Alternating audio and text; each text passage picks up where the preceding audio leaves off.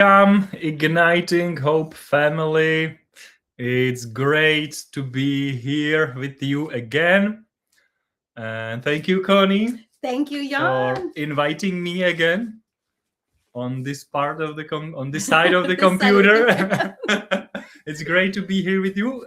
Again, we are here to talk about the part two of the intentionality, which the official name we chose is the keys to becoming the you want to be. Yes. And today is the part two. So thank you very much for joining us. And if you jump in the middle, you can watch it from the beginning later. But it's glad that we are glad that you are here joining us live or watching the recording of this live stream. Yes. So thank you for joining us. Yeah, thank you. And thank you, Jan, again for coming. I love when I like when Jan is on this side of the camera and this side of the computer. I'm not actually using a camera, I'm using my computer. In case some of you want to know what we're doing, this is my laptop. That felt really important for you to know that. So we want to just pick up kind of the conversation of where we left off, like Jan said, part two. And but I want to just kind of recap on a couple of things that we talked about last week, which is, first of all, let's just say this. Every single one of us, every one of us have experienced pain points in our life where we look back and we have these, I should have been farther along. Hi, Paul. I should have finished that thing that I want to do. Man, I should have, and the should haves cause us anxiety, they cause us guilt, they cause us shame. And the Lord doesn't lead us through guilt and shame and condemnation. And so when you find that, and it doesn't mean that we don't look at something, but we look at it with high beliefs. I look at this saying, like, if I haven't accomplished this and it's still in my heart, then it still matters. And going after, again, my belief system. So let's just start there, is that when we want to move forward in an area that we haven't had a lot of traction, so often what we've done, this is a recap from last week. So often what we've done is get a new tool, get a new course, watch 100 new podcasts, and then we have content building up. And attached with all that content, it's like the guilt and the shame kind of comes up with it. And so then you're overwhelmed by content and lots of information. And then how you feel about all that information that we're not doing anything with. And I'm telling you, there is a better way to move forward in your life. And we, first of all, have to go after our belief system. Because if we don't start off with a belief that I am able to do this, then what happens is we add strategy and skills and plans, but we nullify them because our belief system causes us to sabotage them. And so many of you could teach this in such a profound way because you've accomplished so many things in your life. I don't want to talk about all the things you've accomplished. I want to talk about the things that you still want to accomplish, that has been there for a while. And so quickly, last week we talked about clarity. First of all, you need to know what it is that you want to do, and then don't jump into strategy. Part A of one is beliefs. Go after our belief system. And so Jan talked about even, Wendy, in one of her wonderful testimonies about trying to lose weight, that she kept sabotaging herself until she went after, like 3 months, went after just believing that she could do it. And so we had some fun testimonies about that. But so go after, what is it that I actually want to do? Get clear and be okay. It's okay that you want to do great things. You are destined and designed by the Lord for great things. And that's never going to go away. The very DNA of God is in you. And he's constantly reminding you that you're meant to have an extraordinary life. And it doesn't mean your life is going to look like somebody else's life or what your version of extraordinary is, but it is a fulfilling life where you're saying yes to the things that you were called to do and yes to the gifts that God has placed inside of you. So that is your dream and your calling. 2, we go after the beliefs first, before strategy, before New Year's resolutions, is go after the beliefs. And then just quickly again, Jan talked about the quadrants, about getting out of the urgent and non-important. So we find ourselves constantly putting out fires or in that fight or flight all the time because things that we're not doing or taking care of. I won't recap all this because it's just a lot. Anyway, I don't want to get on to the next thing. But so let's just jump in right there. And that is, well, Jan, why don't you jump in right there? So we were bragging last week about how Jan had, just graduated, finished his school, doing 2 jobs, raising 5 kids. international here, and he's burning the candle at 15 different ends, and yet found a way to move forward and to do the thing that was on his heart to do. So let's just jump on from there. Okay, yeah, by the way, the quadrants are from the 7 Habits of Highly Effective People, the book from Stephen Covey. He did not come with this idea, but he is the one who popularized it. Don't hurt yourself. He's the one who made it popular. Popularized it. Popularized it, thank you. I like your version though. Yeah, so if it would be more interesting, you can search for that. And last time we run out of the time, but there is one old saying that when is the best time to seed a tree? It was the 20 years ago, and second best time is now. So we definitely don't want you to have any regrets. Yeah. But so igniting hope, it's a message of hope. So that's what you're bringing. So, but now is the good time to put a seed of a tree to the ground and let it grow, right? Yes. So, and like we shared last time, even the small step, whatever you want to do, you can do 1 minute set aside and do the small step, but important is to start. Yes. Yeah. Okay, I like that you went there. Is the most important thing is to start. And so I know everybody has different, personalities and the way you kind of, roll through life. And some people you'll find that there's wonderful things about your personality. And one of your powerful personality traits also has the other side. And so you have people who want to do things great and they want to do things right. And when they do something, that's usually they're all in, they give it their all. One of the downsides to that sometimes is if they don't believe that they can do it right, they won't do it at all. Even though that they know that they want to, even though that they know they should. And because if I can't do it perfectly, then this mounts on the inside of them because they know that they need to do it. And you might be one of those people I know that I want to do this. I know I want to launch this business or lose this weight or, start a ministry or a Bible study, whatever it is. But you're so aware of what you don't know or so aware of what you haven't accomplished yet that it just keeps sabotaging you. And so I like that Jan says, just start. So this is something that's super fun to me. I was actually talking to one of our friends yesterday, the day before, is how about we make a commitment that we'll just do a bad job. Let's just do that. Let's just decide I'm going to write a terrible book. I'm going to write a horrible book.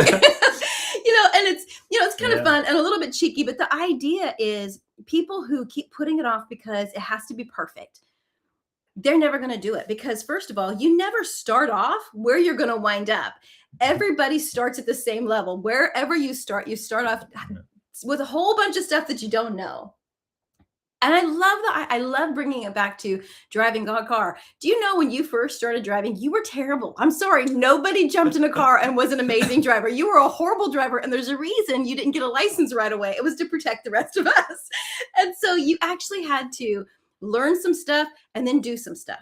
And then you had to learn some stuff and do some stuff. And then you had to get behind a wheel with an expert who actually got to tell you whether or not it was good enough. But here's the funny thing. By the time you got your license in your hand, you had gained skills that you had never had before. And so whatever it is that is on your heart to do, if you're, you have a dream project, you want to, start the business, start the ministry, do a garden.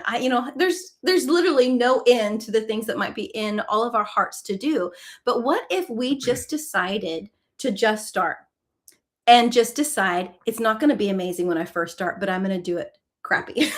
I'm not sure if that's okay for me to say that word there, but that was my commitment with one of my friends is let's just do it crappy. Because the idea is it takes away all the stress and the strain and the perfectionism that it has to be great and perfect the first time. Instead, you just saying yes and moving forward. And let me just say this, how can we do this? Because we are going on a rampage after our beliefs. Here's my belief now. And here's the belief that we are all taking on now is if it is in my heart to do, I absolutely can do this. I can do it because I'm not doing it alone. I have the grace of the Lord. I have the help of the Holy Spirit. I've got the direction of wisdom himself. And so, of course, I can do this. And maybe that takes you, like Jan said, maybe that takes you 6 months. Maybe you just do that for 6 months. But the idea is every time that thought comes, rather than the, I should have done it. Oh, I'm not far enough. Instead, of course I can do this. Wow, I can do this. And start making audacious declarations over that. So let's just say one of the things that I am currently in the middle of is writing a book. So yesterday I was making these crazy declarations over my book that my book is actually impacting governments in nations all over the world. My book is influencing influential people all over the world. My books are getting into curriculum is being written about my books and it's getting into universities. It's like, oh my gosh, that's the dumbest thing I've ever heard. It might be the dumbest thing you've ever heard, but I need to hear this. I actually need to build a faith inside of me that what is in me matters. And I'm telling you, there's things that you want to move forward in, and you've got to actually don't just go after the little declarations like, I can do this. Amen. I can do this. Instead, think about all the potential of the people whose lives can be changed because you say yes to being the you that you actually want to be. Because I'm telling you, that person is never going to go away. He's going to keep coming after you. She's going to keep coming after you because God himself is inside of you and he's got plans. He's got plans for you. Sorry, I went on a rampage. Yeah, Connie mentioned the declaration that you should aim higher. But usually my first declaration, number one, when I am stressed over something or the final exams, whatever, is the Steve's bottom lining. Even if the worst happen, I will be okay. And that's like a reset button that it's actually cannot go that bad. Because even the worst happen, I will be okay. And then from that, you can always go higher in your declarations and definitely do that. But that's my starting point. If I'm below, so this is getting you where you should be, and then you can go above with your declarations. Yes. I like that he calls it bottom lining. Bottom line it. Actually, so often we're so afraid to look at what we're terrified of. I'm so afraid to go ahead and take a look at it. Look at it and realize and attach this to it, even if that were to happen. Like if I do something, people are going to think I'm stupid. And even if that were to happen, I'm going to be okay. If I write this, if I launch this business, if I try to, lose this weight, you can tell the things that keep coming up in my mind. For crying out loud, Connie, lose the weight. We're tired of hearing it. But if we were just, put that out there, go ahead and look at it. What would the worst actually be? If I were to move forward, start this business, if I were to move forward with this beautiful project, if I were to start painting, if I were to go back to school, if I were to have that tough conversation with my boss, what's the absolute worst that could actually happen? Because it's that fear that keeps silencing you and bullying you into not moving forward. And so stop and look at it. What would the worst actually be? And then attach that to it. Yeah. And even if that were to happen, even if I lost all my friends, even if my family disowned me, even if instead of losing the 20 pounds, I gained 100 pounds, even if that happens, I am going to be okay. And here's where it becomes so important. Who am I attaching that to? I'm attaching that to him. I'm attaching that to the Lord Jesus Christ, who he himself is the one who's purchased my victory. And it's so interesting. Every one of you I know you guys use social media because you're on here, but it's interesting. You click on anything and there's this onslaught of information. And so much of this information is saying you need to do this and this and this and this because you're not enough. And you're not okay. But if you buy this is going to help that. I love personal growth. I love, coaches and coaching. And I love all that high performance coaching. I just eat that stuff up. I love it. But here's the problem is that if we don't start with first identity, my identity in Jesus, then what we end up doing is we'll end up looking for it in what I need to do. Think about this. Anybody saying yes in the chat. Anybody feel like if I accomplish that, I would feel better about myself? If I were to write that book, I would feel better about myself. If I were to launch this business, I would feel better about myself. And nobody said yes, so it's literally just me. Okay, I'm believing that some people know what I'm talking about. But here's the thing is when we attach my worth to what I do, we're already in the wrong place. My worth comes from him. My worth comes from the Lord, and only the Lord gets to decide that about me. Only the Lord gets to decide that about you. And so I want to tell you this, even if you never accomplish that dream in your heart, I mean, never, even if it just never happens. And even if you decide, forget it, I'm done, I don't care. Your worth and your value has not diminished at all. Your worth was paid for in the body and the blood and the life of life himself. And so he's decided you're worth it. And here's the thing that's so important for us to remember. He decided that you're worth it when you didn't even want him. One of my favorite scriptures is when we were without strength, in due time, Christ died for the ungodly. I love that one because it was like when we were like, not even trying to please him, didn't care anything about him. He's like, oh, I want her. And then he demonstrates his love for us. The Bible says that he demonstrates his love for us, that while we were without him, that's when he decided he wanted. And then it goes on to say, how much more now? How much more will we be saved by his life? And that's where you're in. You're in the how much more. He loves you. He loves you. He loves you. And part of the benefits of being a kingdom son and daughter means we have access to the grace, the anointing, the gift of God to actually move forward in the things that are on our heart to do.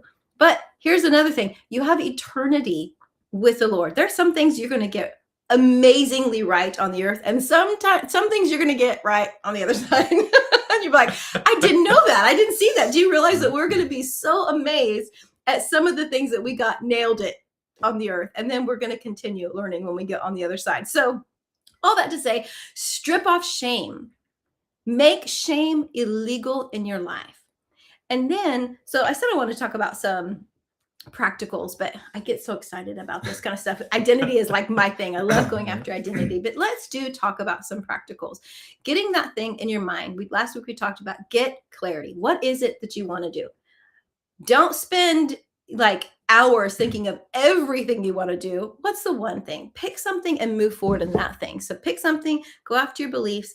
And then Jan, let's talk a little bit about how do we start and get momentum. We talk a lot about beginning with the end in mind, but just practically speaking, give us some keys to actually move forward in these things that are on all of our hearts. Yeah. So definitely I agree what you said, that first you need to believe that what you are doing, it's possible, and we talked about last time. But after like the bottom lining, I love the second one, which is connected to that.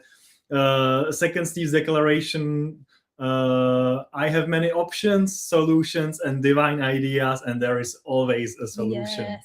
So whatever you want to start, and maybe it looks like I don't have time, I don't know how to start, I don't know what to do, I don't have resources I don't have people, and you can have so many things like it looks like there is so many things against you, more than with you, but there is always a solution. Whatever you want to try to do, and the first thing is to really like you need to believe it first, and then all other things will align based on that. But when your brain, that's what Wendy's talking about, right? If you believe that there are solutions, your brain will be looking for solutions and looking for possibilities. And I believe also that the stuff that's happening outside of your world will be like magnet, and it will like not only that you will see all the solutions, but the solutions will be looking for you. So that's so good. Yeah, so I think that's the good start.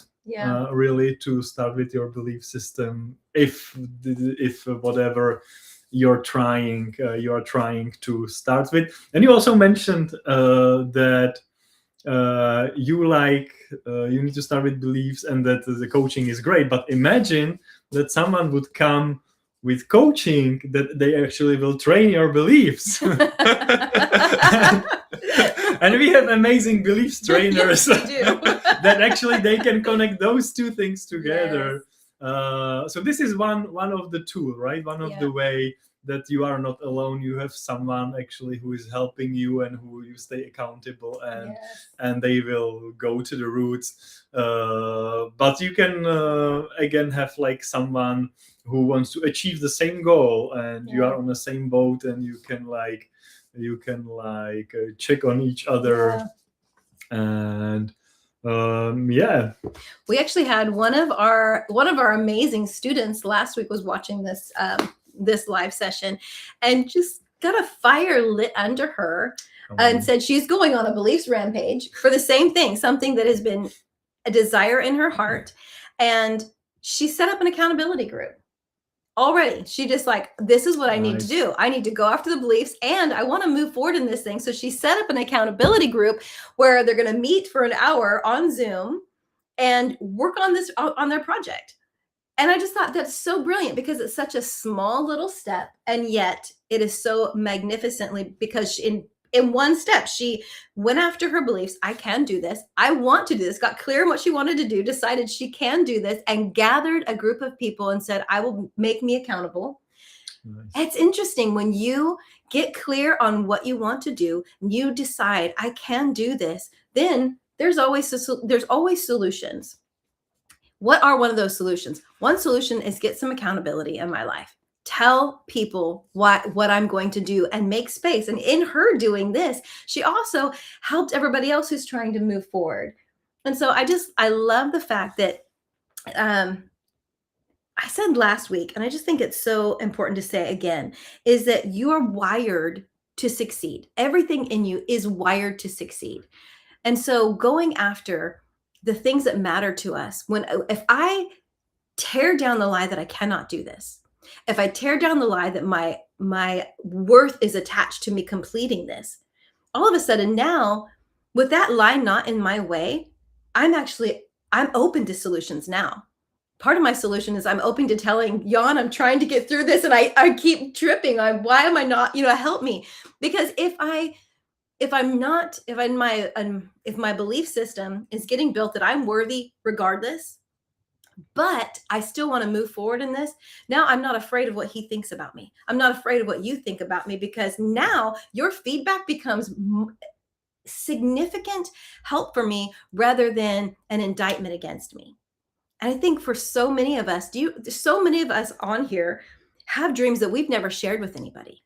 Like they don't even know. Sometimes it's been so long that we don't even know what our dreams are. We have lived a life to please other people. Oh my gosh, I have been one of those people. Like my whole life, part of my personality, I want people to be happy. I want them to feel good. I want everybody to be happy. I don't want anybody upset. And I didn't realize that that's a good quality. But also another quality is I also don't want to rock the boat. I don't want to do something. I don't want to say something that's going to make you upset. I want to please you. And in doing that, it's funny, you can go decades living as a people pleaser. And then when it comes time to looking at your own dreams, like, I don't even know.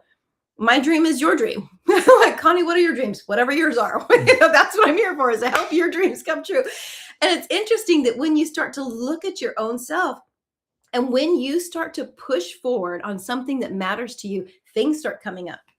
Things start coming up in you, and you realize, oh, I have some poor beliefs about this and this.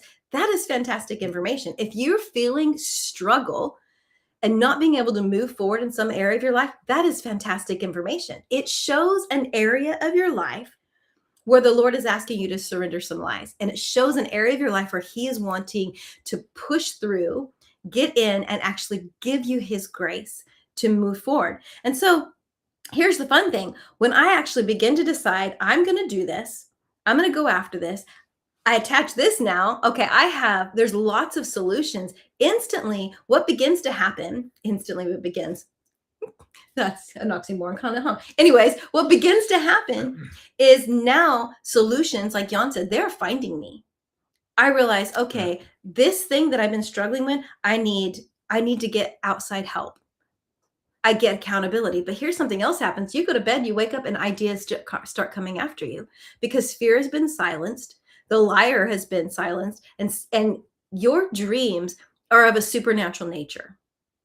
Your dreams are a substance of the Lord. The things that God has placed on the inside of you, they are of a supernatural nature. And so talk about when we give place for God and for the gifts and the callings and the anointings on our life, and we stop partnering with the enemy, stop using our mouth to partner with the enemy. I can't do this. I'm just not. We silence him. We give him no place. And suddenly, man, it's just like what Jan said, solutions start coming after us. And so one thing, so getting accountability. What is another key? Once we get accountability, we're kind of starting moving forward. How do we maintain momentum? I would say we just connected also the due date, and Yes. it can be connected with accountability. I remember when I was writing my 60 pages thesis, and if you never wrote something like this, you don't know where to start.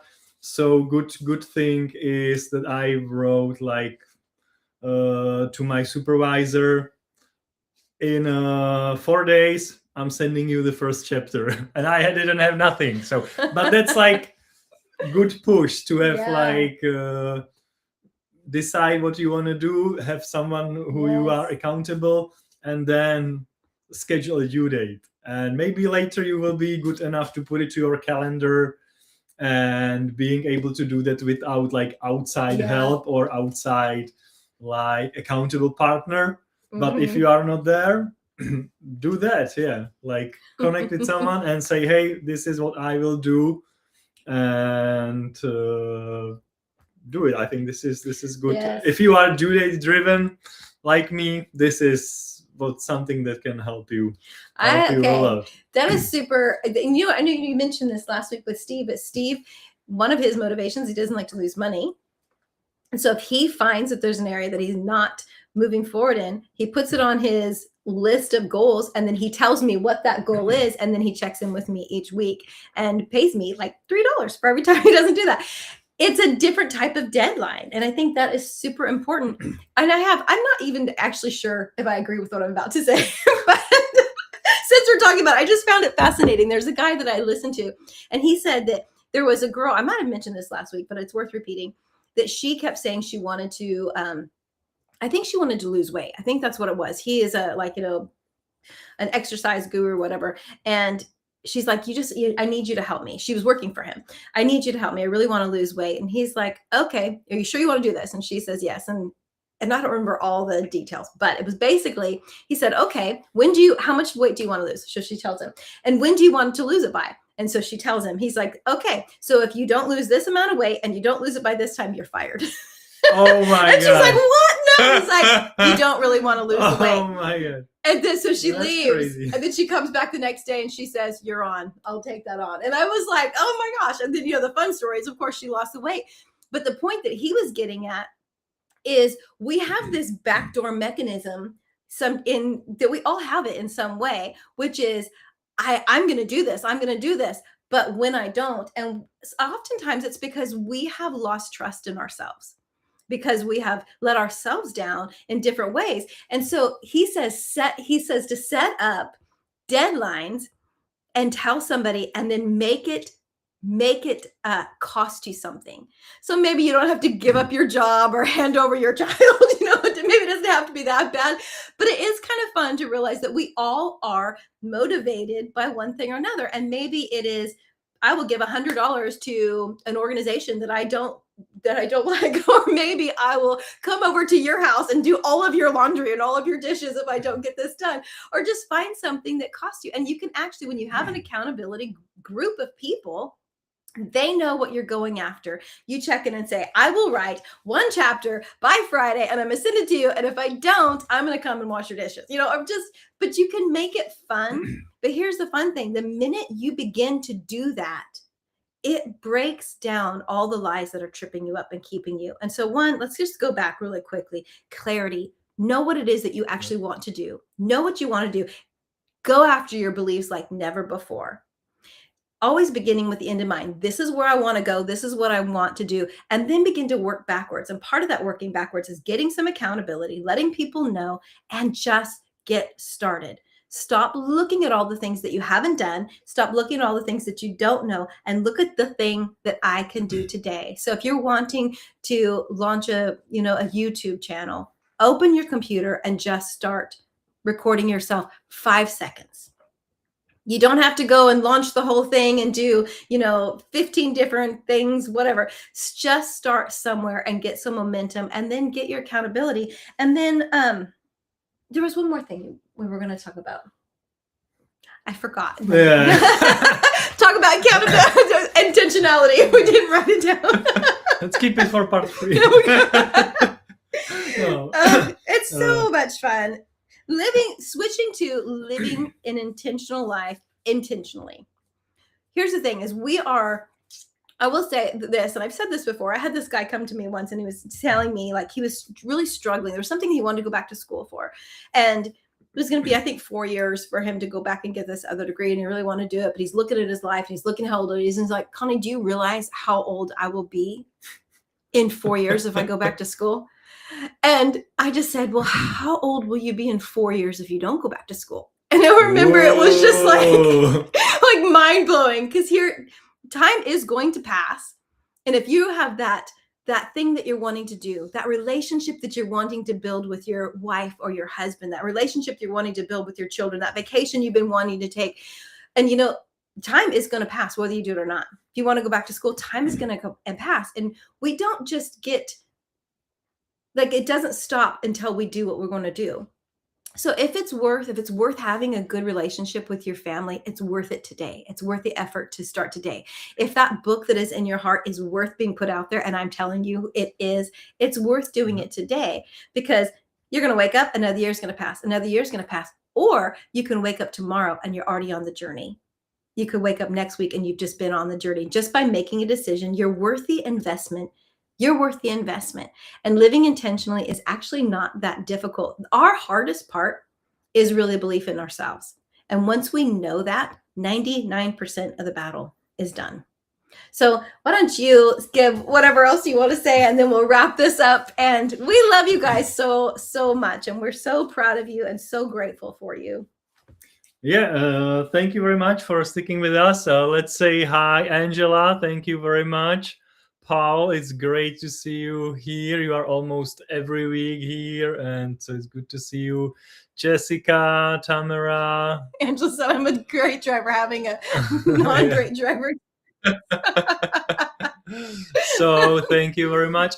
Yeah, and I think everyone, this is like message to everyone, especially for both of us, right? Yeah. We are like preaching to ourselves on the first place here. So there will be always something that you want to do and you are postponing or finding time, but also I think it's important to like celebrate what you already did and wire your brain. Sometimes, especially like high achievers, if they achieve something, they already like look like what's next and where to jump next. But I think it's really important to like stop and look back what you accomplished and things that you can be grateful, because most of the things what we accomplished thanks to God, his opportunities, and that we are not alone. So this is even before you jump to the next thing, like stop and look back and find all the good things that you achieved. Even if it's like a long time ago, it's always good to refresh. I love on Steve that when he is ministering or give us a training, sometimes he pull out like testimony years old. Yeah. But it's like really good to hear those. And so it doesn't need to be something you want to do it yesterday. But really wire your brain to look for the good stuff and start with the gratefulness. Oh, that's so good. Yeah, go celebrate yourself tonight. That should just be a rule. Before you go to sleep every night, you have to celebrate yourself and say some things out loud that you appreciate about you, about who you are. We love you. Have a wonderful, wonderful week. Remember to encourage yourself radically. Find someone else to encourage and be the biggest, most profound prophetic voice to yourself that you've ever heard, because you believe your words more than you believe anybody else's. And so make sure your words are lined with hope and courage about you, and the overflow will happen to everybody else that you